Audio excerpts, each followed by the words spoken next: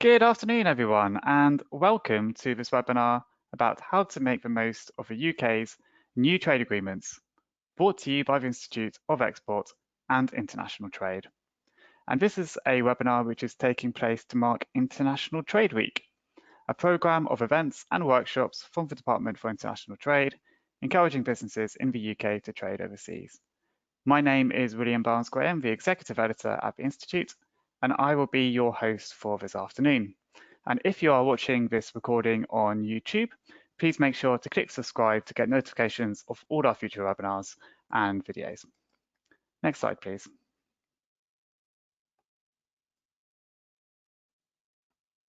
So here you'll see we have two fantastic speakers today. It's great to welcome back Suzanne Adequim, a regular on the programme, who will be giving an overview of how trade agreements work and some of the most important rules you need to know about. Suzanne is a customs and trade specialist at the Institute with extensive experience in all areas of international trade, logistics, supply chain, and global customs compliance.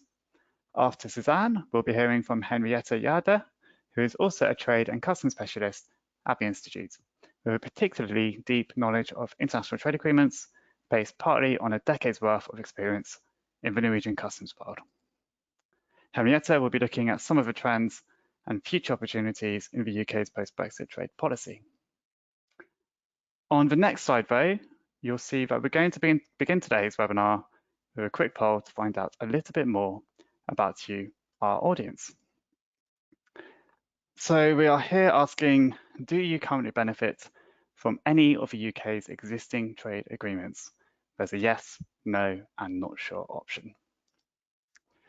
While you're answering that poll, some housekeeping notes from me. Firstly, you can contact me with any comments or questions using the question panel on the control window, which is usually to the right-hand side of your screen. We hope to get to a number of your questions today, but please note we cannot guarantee we will get to every question in the allocated time. As such, I will be prioritising questions that have relevance to the wider audience, so I won't be going into company or sector-specific queries as such. And please note that if your questions are short and clear, I am more likely to be able to read them.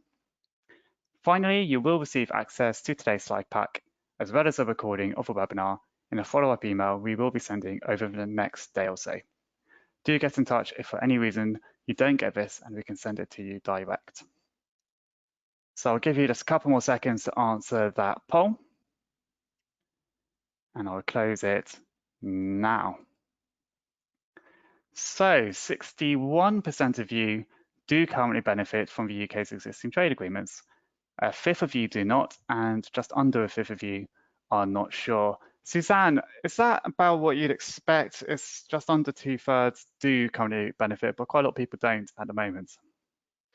Yes, so I think that's possibly showing us that quite a lot of our listeners today are maybe trading with Europe, so they are working under the conditions of the Trade and Cooperation Agreement. But it would be good that those that are not sure, or those that have answered no, that they could actually benefit as well. So hopefully from the webinar that we're going to present today, we'll have some useful information to maybe help the other 39% of our listeners here benefit from those trade agreements. I certainly hope so. And if the webinar itself doesn't have everything you need, we'll be signposting to where you can find out more information throughout the webinar as well. But without further ado, on the next slide, it's my delight to pass over to Suzanne to introduce to you how trade deals generally work. Over to you, Suzanne. Thanks very much, Will. Can I have the next slide, please? So today we're going to have a look at what are trade agreements. Trade agreements are a defined set of rules established and agreed to by two or more countries with the aim of reducing restrictions on imports and increasing trade between the parties. When two countries or a country and a trade bloc make an agreement, this is bilateral. For example, the UK and Kenya's agreement, which is two countries, or the arrangement between the UK and the EU, which is a trade bloc. But if more than two countries are typically sharing a geographical region and they make an agreement, then this is known as a multilateral agreement, as all the parties that are involved would make the agreement in equal measures. An example of this would be the ASEAN Free Trade Area in Southeast Asia or Mercosur in South America. The countries that sign the agreement are known as cooperating states. Trading internationally brings a number of unique benefits to a country, from increased revenue and cash flow opportunities, helping business to optimize their supply chains, and sourcing strategies to benefit the country's economy. Therefore, the prospect of putting trade agreements in place with the countries that you work with most closely is of great opportunity to facilitate the benefits of overseas trade. We often hear the term free trade agreement. However, there are different types of trade agreements that are negotiated, and not all are promoting just free trade. We can have a preferential trade, where preferential right of entry is given to certain products that would have a reduced duty rate. And then we have a comprehensive economic partnership agreement, which is more comprehensive than a free trade agreement and looks to both parties to use the agreement to benefit their local economies. It covers regulatory aspects of trade, investment and services, and again, it may have reduced tariffs for only certain types of goods. And a frame agreement defines the scope and provision for a potential agreement and sets out new areas of discussion and the period for future liberalisation. And this will be used to finalise the future trade agreements with certain countries. The free trade agreement removes trade barriers between parties and offers preferential tariff rates of 0 where goods comply with the requirements in the agreement. But the agreement that has the most flexible arrangement is a common market agreement, which allows for the free movement of goods, labour, services and capital, such as the customs union of the European Union. The UK also operates the General Scheme of Preferences, which operates under 3 frameworks to enable a trading environment for developing countries. And this is one way and is of benefit to the developing nations, allowing the goods to be imported with reduced or 0 rated tariffs into the UK. Depending on the framework they are classed in, as long as the rules of origin are met. The government will be replacing this scheme in early 2023 with the Developing Countries Trading Scheme. The UK have rolled over a number of trade agreements from the European Union and are now working to fully ratify them in the name of the UK, as well as negotiate new agreements, as we've recently seen with Australia and New Zealand that are currently awaiting ratification, and the USA and India, which are in the negotiation stages. The aim of a trade agreement is to decrease or remove trade restrictions and expand business opportunities, and the parties involved can determine the content of the agreement as long as the outcome is in conformity with the World Trade Organization's rules. For the trade in goods, this is outlined in Article 24 of the General Agreement on Tariffs and Trade, who are known as GATT, and for trade in services, this is Article 5 of the General Agreement on Trade in Services of GATS. The next slide, please. If you take a look at the trade agreements that the UK have in place, you will see that there is a common structure to them, and this is based on the WTO format. Again, it's up to each party to decide what they want to include, but they will typically contain chapters relating to customs and trade facilitation, detailing how goods will be treated across the borders, include the application of preference and the rules of origin. They will detail the removal of technical barriers to trade and how to report any that are found, and gov.uk does keep a list of these per country. They also mention trade remedies, how to handle quotas or anti-dumping measures to protect the parties against unfair trade practices. They have rules regarding how to handle the sanitary and phytosanitary goods, what's allowed under the government procurement articles, and this is often something of importance to governments when negotiating trade deals, as it can allow access to government contracts and boost opportunities. And other areas that may be included are IP, investment and trading services. Not all agreements cover these. It also looks at technical standards to recognise each other's certificates and testing regimes, and quite often a memorandum of understanding may be in place that can later be incorporated into any agreement that's made. And finally, a relatively new chapter is the environmental provisions. And this is something that's of importance in the agreements that the UK is making now to ensure that using UK technology and know-how, we can help other countries achieve their targets as set out under the UN Climate Change Convention and the Kyoto Agreement. Next slide, please. The UK has 29 trade agreements in place that have been fully ratified, and a further 8 trade agreements that have been rolled over for continuity of the agreement that had been used under the EU. These are provisional applications, and we have a list here on screen of some of those countries that are covered by those agreements. There are 8 trade agreements being negotiated, including the CPTPP, the USA and India, as we mentioned, and we're awaiting the full ratification of Australia and New Zealand agreements, which will hopefully be agreed next year. The UK has also completed negotiations with Vietnam, and this agreement should come into effect in 2023. And this will put a free trade agreement in place, which will remove Vietnam from the GSP framework countries lists. Next slide, please.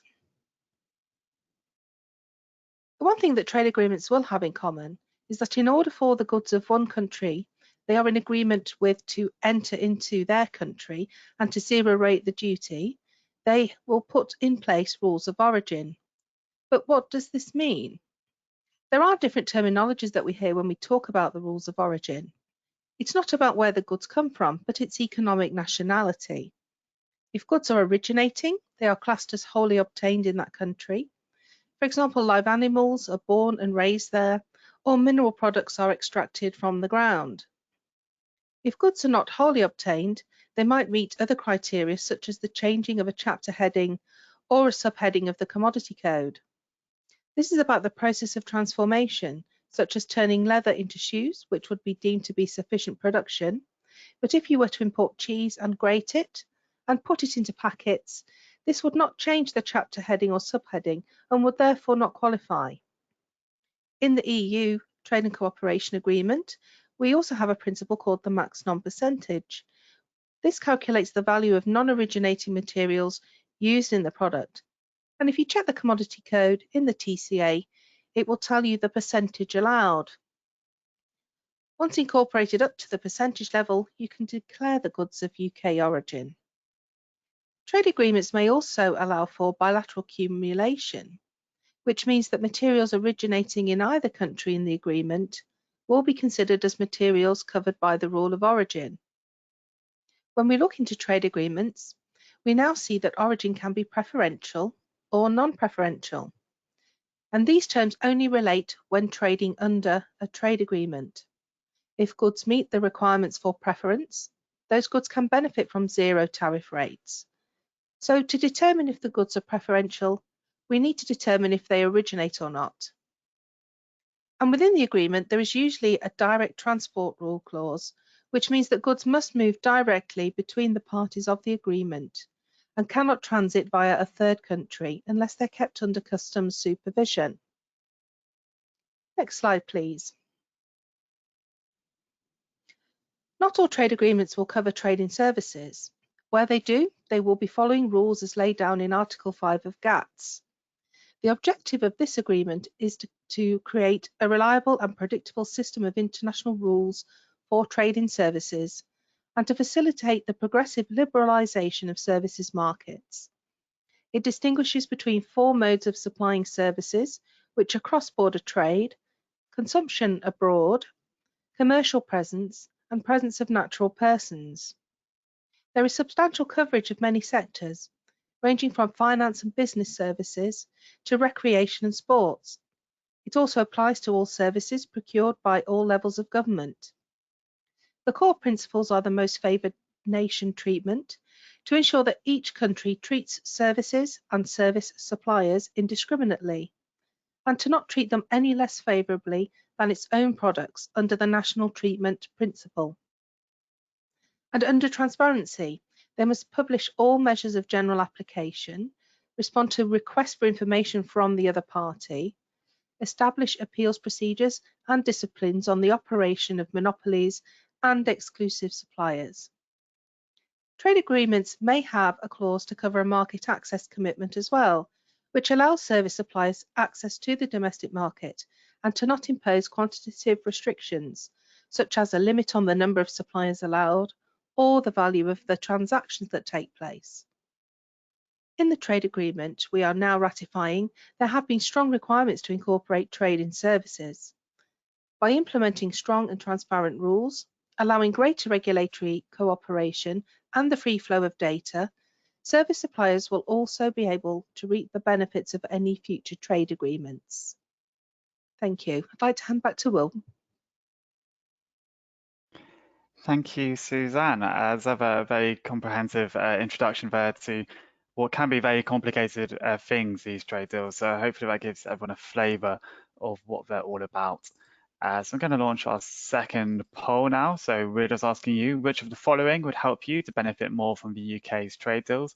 You can answer as many of these options as you like here. The options are earlier collaboration with government negotiators, education on the impacts of potential trade deals, case studies of other firms that have benefited from free trade agreements, or access to a helpline for answers to queries on trade deal rules.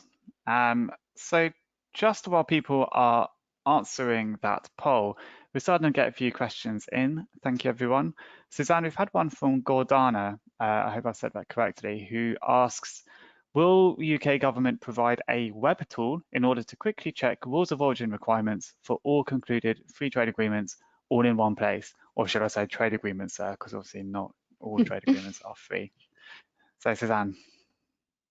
That would be great if we did have something like that. There is a gov.uk page that does list all of the trade agreements and their statuses, and also confirms if they're fully ratified or in negotiation. You're also able to click through them, and you've got links there that will take you through to any agreements once they are published, so you can see sort of the framework documents or any memorandums of understanding. Plus any appendices that are supporting documents to the agreements, they're all there as well.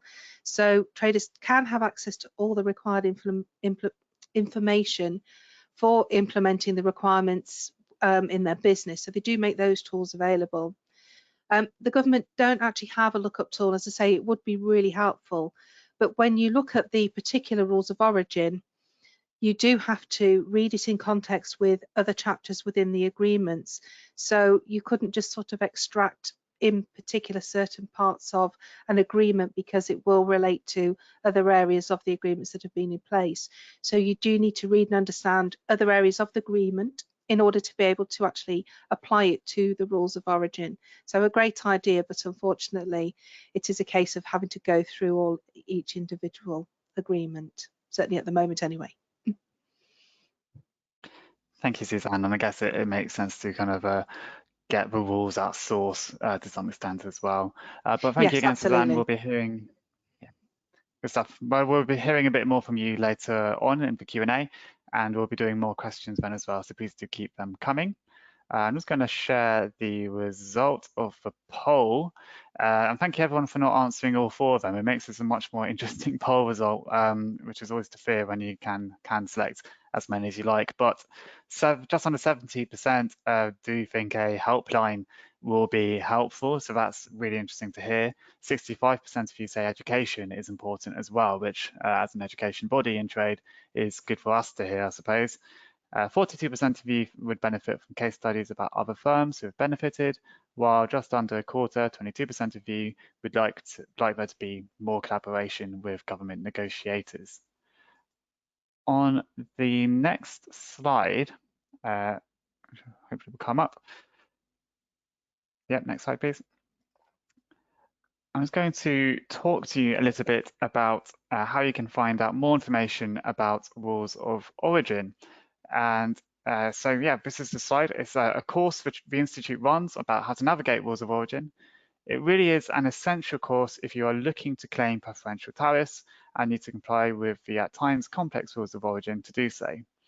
We run this course pretty regularly, with the next date being 6th of December, and you can find out more details on the website at export.org.uk rules of origin.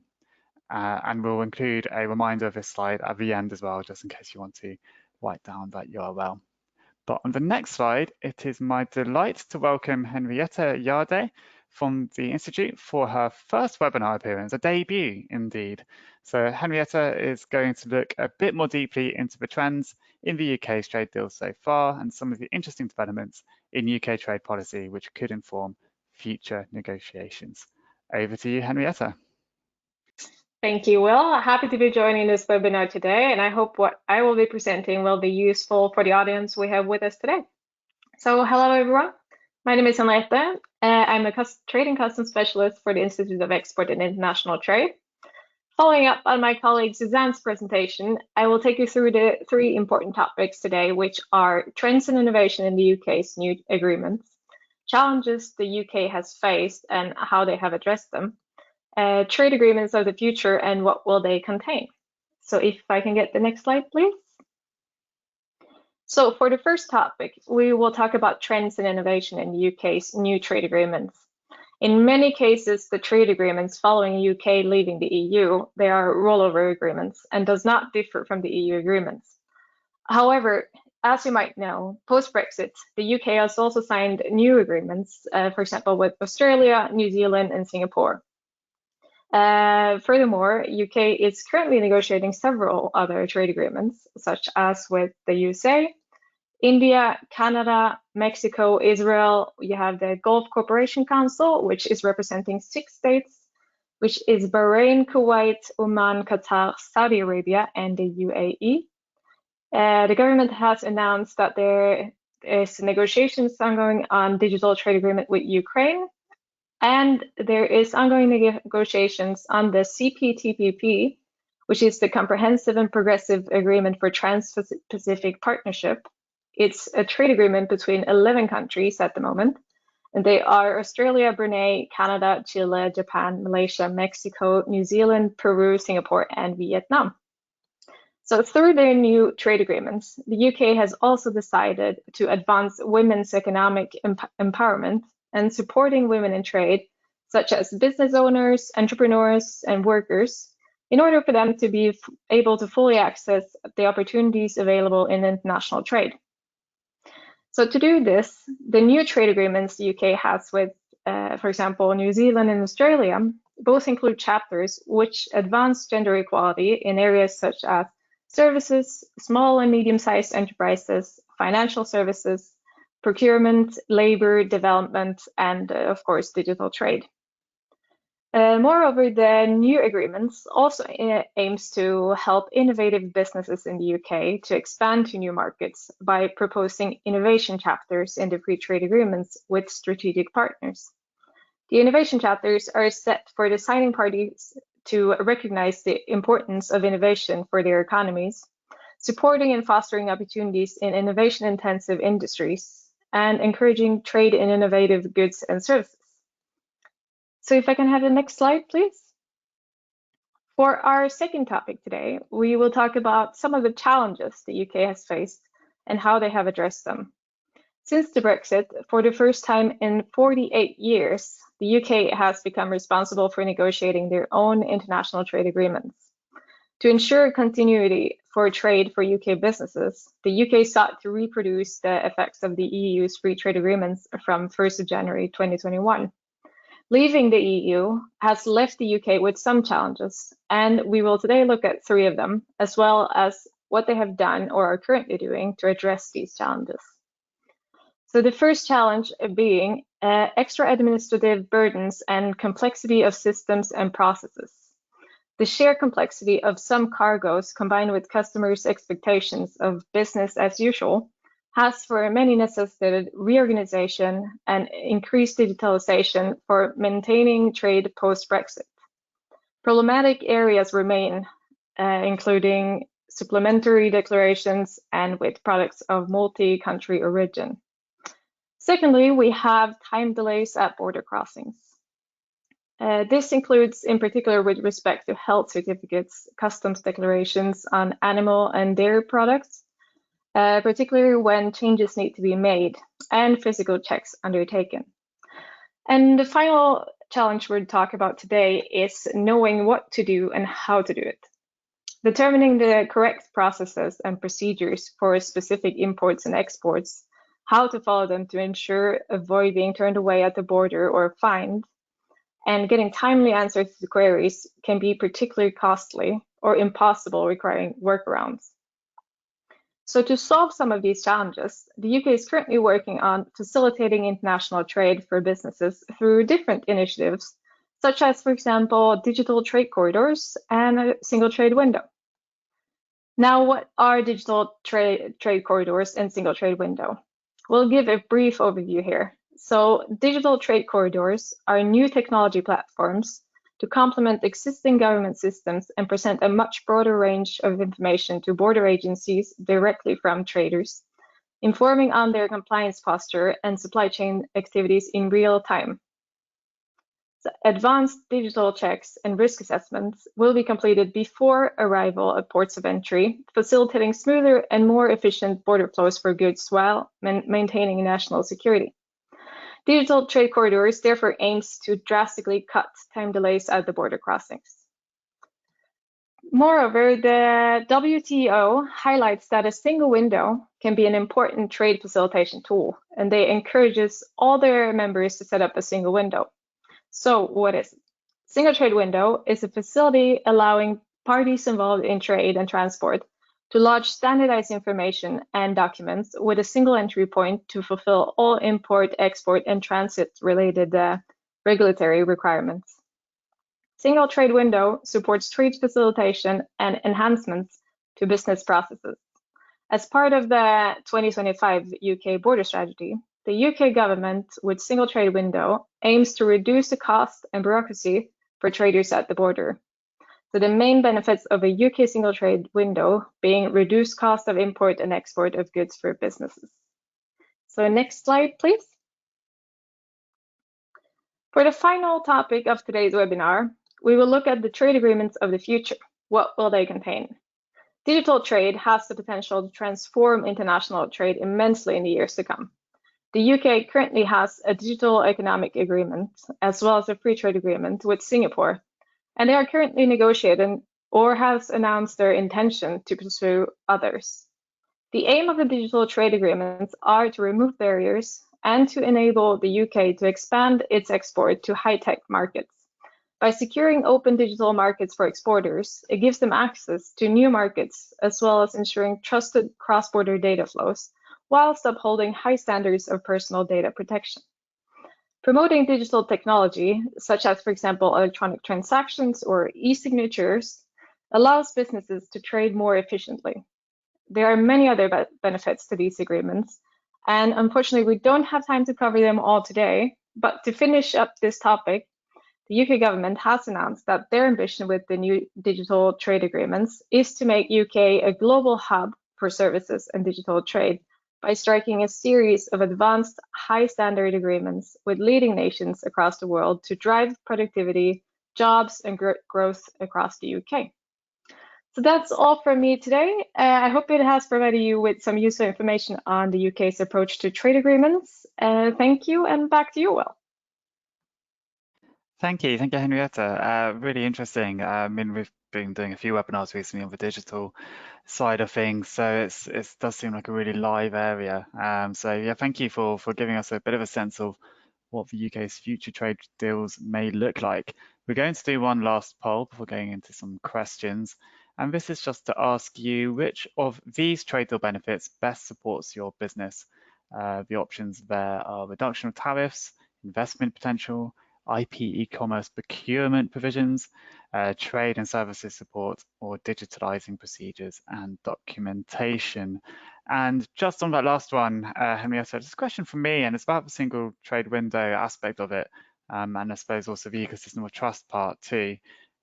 You mentioned it as one of the future benefits, but one of the things that just really come through is how important trade deals can be in making sure that any new single trade window or digital platform needs to be reciprocated and somehow by the trading partner.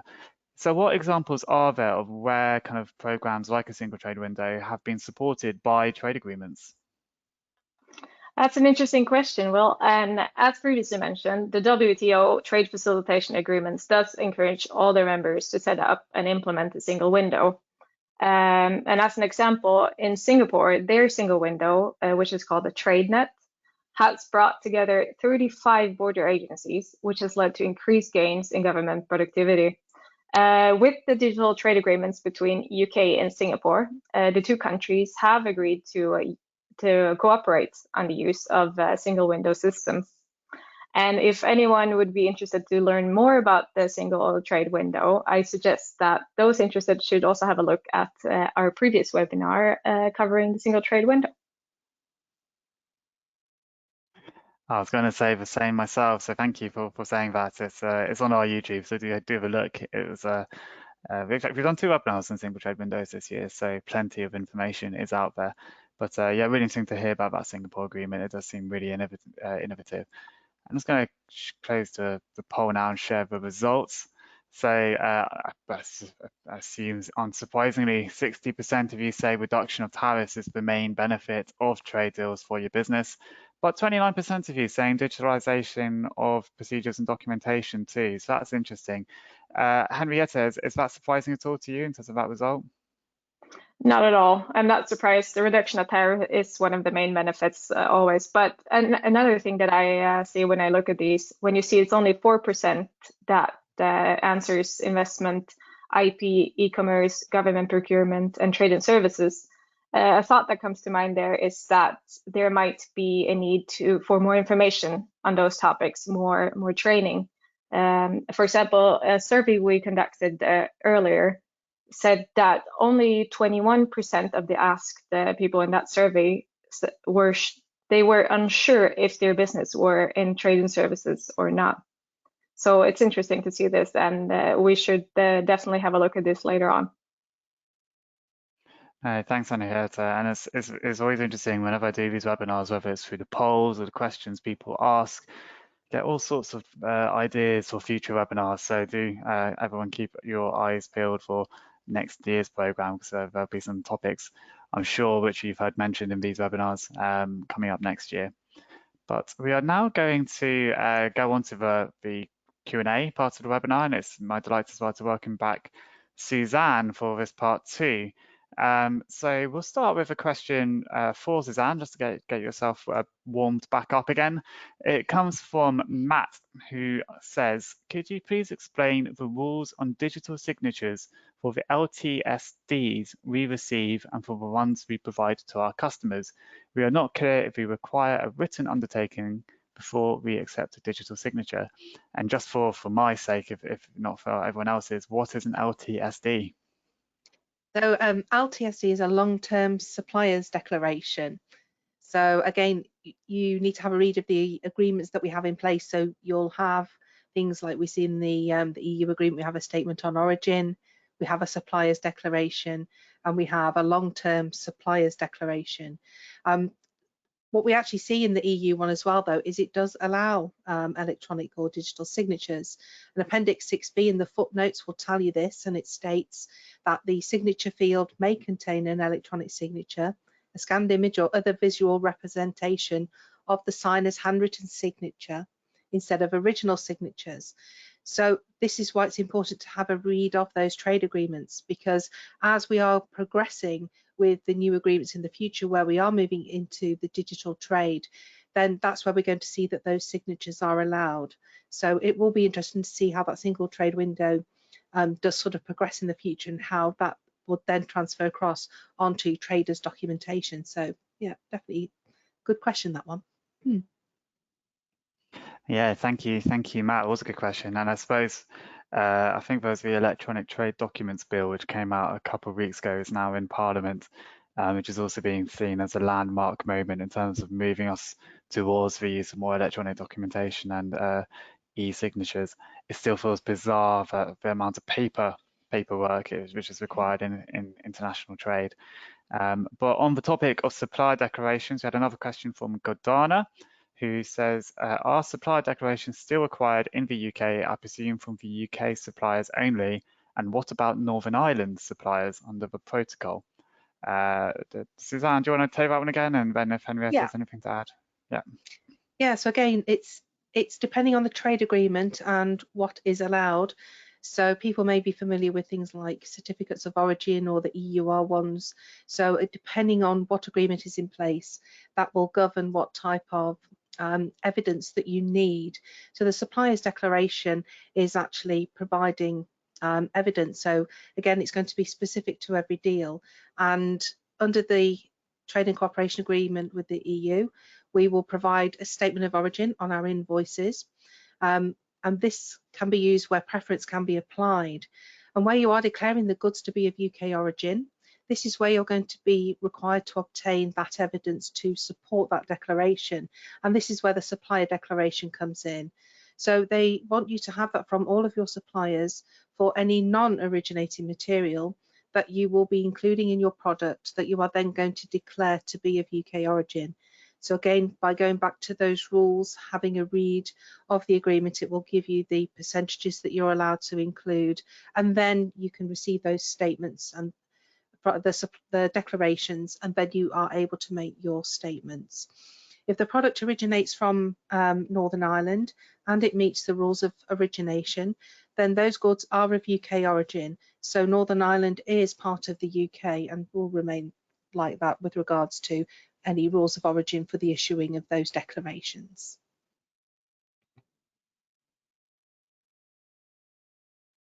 Very good. Thank you. Thanks, Suzanne. I hope that was a helpful answer. A question from Marianne, which I'm going to put to Henrietta, who's asked, what sort of provisions do the gender chapters in the UK's trade deals include? So yeah, what does all the gender stuff in trade deals mean, I suppose? Yeah, it's a good question, and it's something that makes at least all of us women happy. The objective of the chapter of gender equality is for the partner countries to work together and support women business owners, entrepreneurs, workers, in order for them to be able to fully access equal opportunities in international trade. The agreement with a separate trade and gender equality chapter typically covers issues such as trade and gender equality cooperation activities. Examples of that is programs and initiatives aimed at improving the access of women to markets, technology, and financing, or improving the access of women and girls to leadership opportunities and education, including in fields in which they are underrepresented, such as science, technology, engineering, and mathematics, as long as the activities are related to trade. And secondly, there's the dialogues between the parties on trade and gender equality to advance women's economic empowerment in the parties' trade and investment relationship. Thank you. And it should be said that it's not just trade deals, gender and trade is being promoted through the WTO level. An awful lot's going on. I saw an email from WTO yesterday saying there's a new trade congress on female equality in trade, which is going on in December, and the Institute partook in a load of sessions, in fact led quite a few sessions at the recent WTO Public Forum. If you've not seen the information about that, do go onto the website. It's really interesting. So it's a very fervent area at the moment. We've had a question in from Katia, who asks, can an Australian customer benefit from a trade agreement if the UK entity is just the shipper but not the buyer?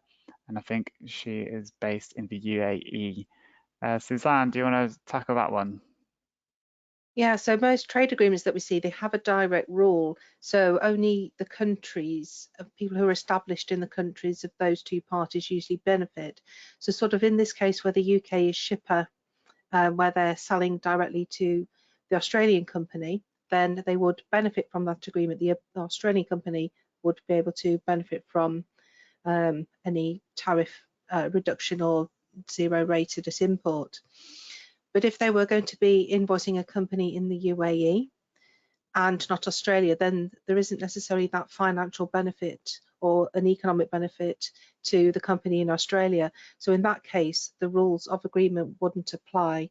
So it's quite a bit of sort of protectionism that they've done with trade agreements, because they were seeing quite a lot of large companies setting up within some of the developing countries and then taken that economic benefit away. This was quite a number of years ago now.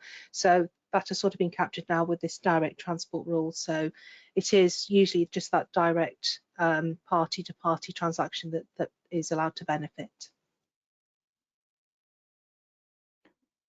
Interesting, very interesting indeed. I hope that's been helpful, Katia.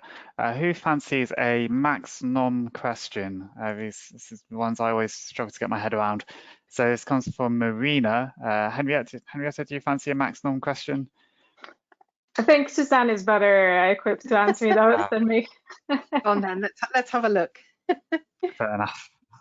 So Marina says, regarding the max norm percentage rule, for one country, it could be, let's say, 20% is allowed, while for another, it could be 50%. Does this mean that one and the same product may have different origins when exported, depending on the country from which it's being exported? Yes, that's right. So you've got to read the trade agreement where you would check your tariff code to see exactly what that agreement allows. And you're right, it will only allow a certain percentage. So if one allows 20% and one allows 30%, then if your product is at that 30% level, then the one at 20% wouldn't necessarily allow you to classify the goods as that origin to benefit from the agreement. So yes, you're right that you don't necessarily just have one origin for your products. If your products are made up from raw materials that include lots of different origins, so it's quite important to have some kind of spreadsheet to do that calculation. But also what you have to remember with that as well is if you have more than one supplier of a raw material that are based in different countries, you must keep an eye on that and keep checking if that still meets with the rules, because if it doesn't meet with one particular country but it does with another, especially where accumulation is involved, where it is allowed or it isn't allowed depending on which country it is, then again each time you purchase a raw material and remake your products, it may change your origin. So yes, being aware of that from the agreements and having a way to control that and manage that through your supply chain is definitely a recommendation. Really interesting. We did a webinar on rules of origin just shortly after the UK-EU Trading Comprehensive Agreement was signed early 2021, and it's the minefields you can get into with this. It is complex, which is why obviously we offer training in this area. But yeah, it's definitely one to make sure you get the rules right. Just on back to direct transport, Suzanne, this is from Tracy, who asks, how do free trade zones affect direct transports? For example, if preference goods from another country are supplied from, say, a Turkish free zone supplier into the UK. Again, it's referring back to the trade agreements. Some trade agreements do refer to free zones, and they will say if you are allowed to use them, but typically they don't. So certainly if you're looking at the EU and you were moving goods through a free zone, then they're not allowed to enter. Usually when they enter, they've not allowed to have benefited from any other sort of the regime that's in place, and that's what a free zone would be. So typically they don't, but again, look at each agreement as to where that may benefit, because if that free zone is within the country and it's just been held there before it gets imported, it may be allowed, but each agreement again is going to be individual. So yeah. Good stuff. Slightly off topic, but I think I'll ask it anyway. So it's actually about single trade window. So this is from Agnes, who asks, well, she says, this new single trade window will have the CDS system for declarations, question mark. So I guess it's, will the new single trade window kind of integrate with CDS, I suppose is the nub of the question. Henrietta, am I right in saying that basically a single trade window can be any system? It's just, it could even be, CDS could even be used as the single trade window, but it's just the concept is that it's one entry into government rather than kind of 3 or 4 different entries via different government authorities. Yeah, that's absolutely correct, William. Hopefully I've answered your question then, Agnes. So there we go. It's the first time I've answered a question on one of these webinars. I will do the question which has just come through from Harry. So this is one for Henrietta, I think, and this is, Kemi Badenoch has said trade policy goes beyond just trade deals. What does she mean by this? That's a nice, juicy policy question there for you. Thank you, Will. And that's interesting. It's nice with some variation. I think the way I see it is what she probably means is that trade policy is not just related to the trade agreements. Trade policy also refers to the nation's formal set of practices, laws, regulations. It aims to strengthen the domestic economy and the competitiveness of UK industries. It can also be aimed at reducing trade barriers and promote collaboration through trade agreements, protecting intellectual property, but also a number of other issues related to import and export, such as jobs and tariffs. So it's an interesting question, and yeah, hope that answered it. I hope that's been helpful, Harry. Again, I mean, the Institute's doing more and more work in the policy space. So, I mean, I think Kemi probably is right. It's the investment as well as the tariff reductions and also the non-tariff barriers, which the UK is trying to reduce as well. So, it's a really interesting space at the very least. We've got another question on, I suppose, evidence of origin. This comes from Helen, who says, would a preferential origin statement on the invoice be sufficient proof of EU origin for an import into the UK from a supplier, or would a long-term supply declaration be required to satisfy preference of origin for HMRC? Suzanne, I've been putting those sorts of ones to you if you want to take that. Yeah, so if you're importing product from the EU, then traders, if they are able to confirm that their products meet the rules of origin for goods that are originating in the EU, they are allowed to put the statement on origin on their invoices. If the value of the goods is over €6,000, they will need to have a REX number, which is their exporter's number, that they need to include within that statement. It's not mandatory, so traders don't have to put it on if they feel that they don't really comply with the rules, or they're unsure if they really comply with the rules.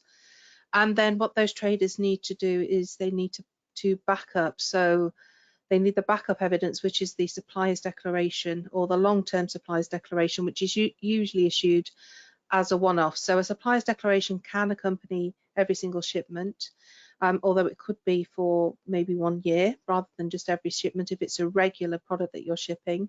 And then the long-term supplier declaration is usually something that's again issued on an annual basis for regular supply products, and it may cover a number of products that you're shipping. But what you're really looking at there is the evidence from the suppliers that their products are of non-originating material, and they're declaring all of those products. That's the evidence that you then have on file, so that you can issue that statement on origin. So for the UK, we just need to hold the statement on origin on the invoice to evidence why we have 0 rated and apply preference on our customs entries.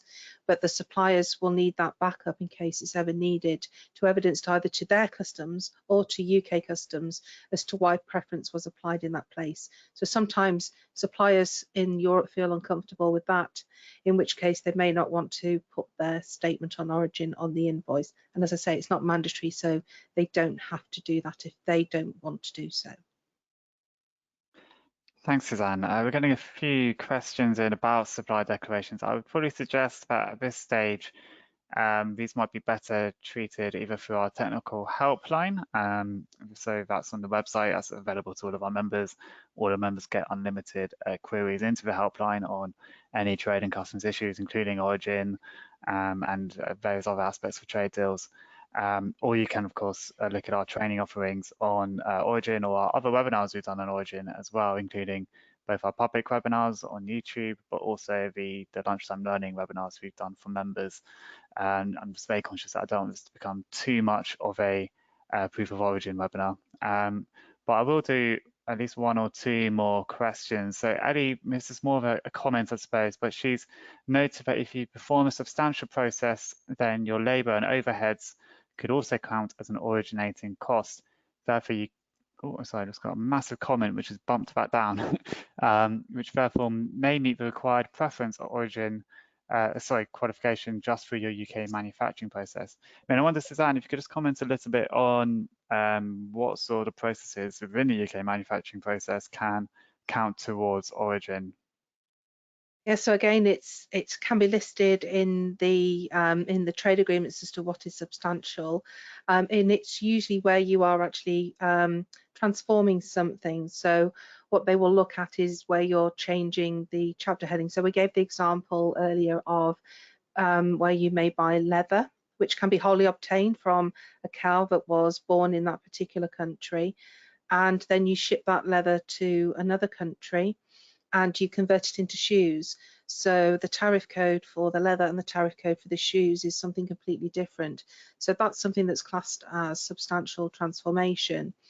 If you're then looking at a product, so for example, you may buy a big block of cheese and cut it down, or you may grate it and put it into packaging, that isn't sufficient to have transformed it.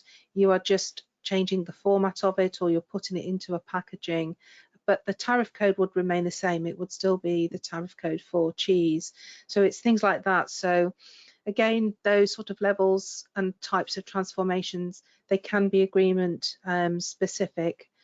So again, it's just checking those initial rules out with the country that you're trading with. Thank you, Suzanne. We'll do one last question. This has come from Jair, who says, we've heard about the digital agreement with Singapore. It sounds fascinating, but what are the main benefits of this agreement for businesses? Henrietta, do you want to tackle that one? Yes, and he's right, it is fascinating. The UK-Singapore Digital Economy Agreement, it has previously been said that it's one of the world's most innovative trade agreements, and it is more comprehensive than previous trade agreements covering modern digital trade. Some of the main benefits of this agreement and similar agreements for the future would be open digital market, which includes guaranteed tariff-free flow of digital content, ensuring that the content is not subject to customs duties, and guaranteeing lower costs for both businesses and consumers of digital content, which can be, for example, ebooks. It's also free flow of trusted data. There is a guaranteed protections for personal data and intellectual property, which will protect consumers from misleading, deceptive, or fraudulent and unfair practices, and also cheaper trade through adoption of digital trading systems, like, for example, the bill of lading. So I hope that answered it. It sounds like something we could again do another webinar just on the innovations of the Singapore Agreement. But thank you, Henrietta, and I hope that was a useful answer, Jair. On that note, we don't seem to be getting too many more questions. So I'd like to thank Henrietta and Suzanne once again for the presentations and answers there. I hope you found that useful. Just a reminder on this slide, as you can see, if you need more information about how to navigate the rules of origin that are found in all trade deals, as far as I'm aware, or at least a lot of the preferential tariff ones, you should definitely consider taking our training course looking at just this. It's a great opportunity to take an in-depth look at the rules and how your business can ensure compliance with them. And the next date is on the 6th of January, as you can see on the slide. Just a reminder, we will be sending a link to the recording along with a copy of the slides from today's webinar. You should see that over the next day or so. If this doesn't come through to your inbox, please feel free to contact us direct. If you are watching this recording on YouTube, please make sure to click subscribe to get notifications of all of our future videos and webinar recordings. Also, if you've not been following, it's been International Trade Week this week, which this webinar is taking part of. You can stay up to date with all the latest developments from that programme by signing up to the Institute's daily update bulletin. Indeed, the one today included a push to our new report, which was published yesterday or launched yesterday. So that's on border efficiency in the 21st century. Do have a look at the bulletin if you want more information on that. And finally, as you leave today's webinar, please do let us know what you thought of it and any suggestions for topics on future webinars by completing the exit survey. But for now, thank you for joining us today, and I hope you have a great rest of the day. That's all from us. Goodbye.